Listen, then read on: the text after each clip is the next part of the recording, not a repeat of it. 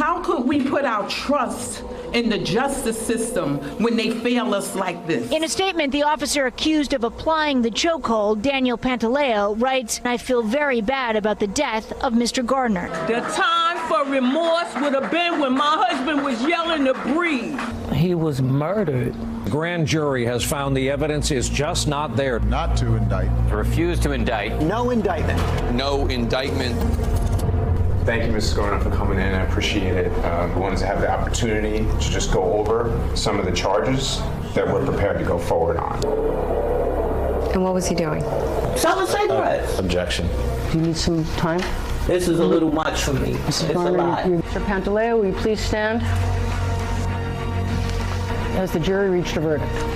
Yes, we have, Your Honor. What is your verdict?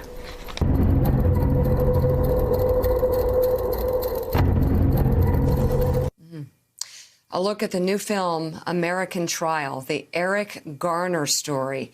It's part documentary, part unscripted history that imagines what could have happened if the NYPD officer who killed Garner had been put on trial. Joining us now is the film's director, Roe Messinger, along with Esau Snipes Garner, Eric Garner's widow. Thank you both so much for being on this morning. Roe, I'll start with you. Tell us about this film, what inspired it, and what questions it answers. So I was living in Harlem as a film student when Eric Garner was killed back in 2014. And, you know, it was just everywhere. You couldn't get away from it. The rallies, people in the grocery store, on the street when I was walking my dog. And everybody seemed to think that there should have been a trial. And I think it was very difficult for everyone to understand how is it possible that a trial didn't follow such a brutal incident. And it occurred to me that I was living in New York, that all the witnesses that would have participated in the trial are probably just, you know, within a 15 to 20 miles radius of me. That it probably wouldn't be that difficult to track them down and see if they might be willing to participate in this kind of project. And that's how the idea came about, to basically tell the story of the trial that should have happened using the real witnesses who would have testified, giving people a chance to testify in that trial, and using real attorneys so that it's not about what I think should have happened, right? It's not about me writing a script showing what a trial should have looked like, in my opinion, but rather how a trial could have really looked like if the people involved were to be given the chance to do it. Really? We appreciate you being on with us this morning. I don't have to tell you that 2 days from now will be the 6th anniversary of Eric's death. I wonder what it was like for you as a witness who participated in this film to sit and answer those questions, to relive that day, to relive the aftermath of it. Was it frustrating for you? Was it cathartic for you? How did it feel to sit and talk through and listen to the evidence in this case?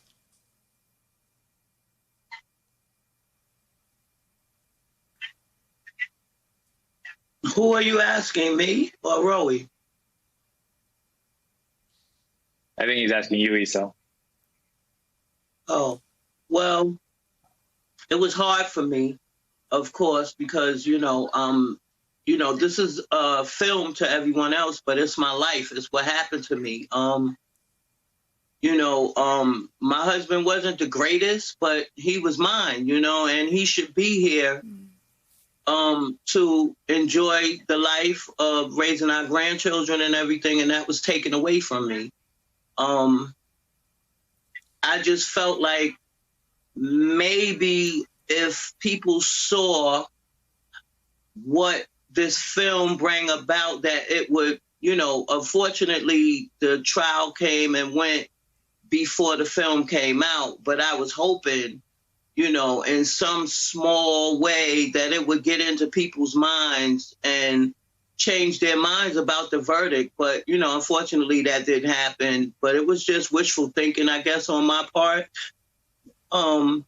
It was hard for me to sit there and listen to it. Even though I knew it was fake, it was real to me, and it's still real to me. And being 2 days away, I still can't believe that it's been 6 years that my husband's been gone.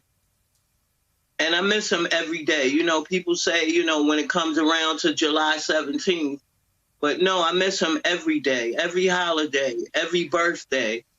My grandchildren's milestones, when he should be here. You know, it was really hard, and it still is, you know. Talking about it, it's a little easier now to talk about it without breaking down. But I still break down sometimes because it was just horrible, you know, and to see it over and over and over again in video made it even harder. And even now, you know, they don't have any compassion for how the family feels. And every time something happens with police brutality, you know, his video is like a point of reference. In many ways, Esau, the whole movement that you and the family were thrust into, and I was there from day one, I can witness it. You and I became family. In many ways, Eric Garner's movement is really what started this whole wave of this new wave of police questioning that now George Floyd and others have represented. Because though Black Lives Matter as a hashtag started with Trayvon Martin, that was not a policeman. The police case was Eric Garner, which is why I think the significance of this film that you've worked on and allowed yourself to go through the pain of the acting is so significant as we look at George Floyd, because I Can't Breathe and questioning policing started with Eric Garner. But you and the family have had to live that for 6 years now, every day. And to us, it's history and it's a social issue. To you, it's your husband and it's their father and grandfather.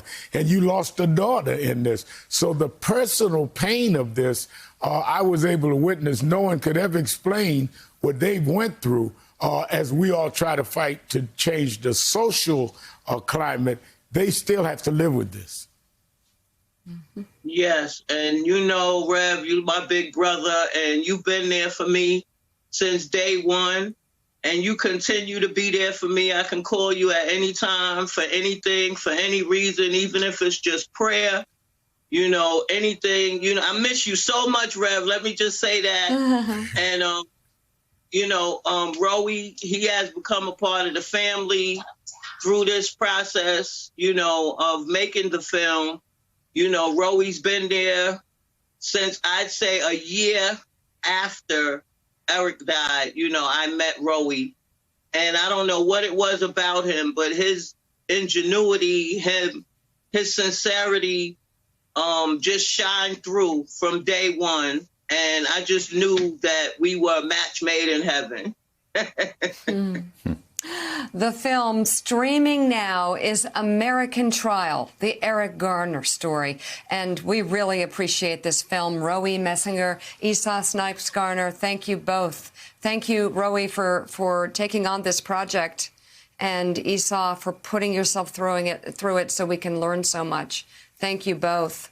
Thanks for checking out MSNBC on YouTube, and make sure you subscribe to stay up to date on the day's biggest stories. And you can click on any of the videos around us to watch more from Morning Joe and MSNBC. Thanks so much for watching.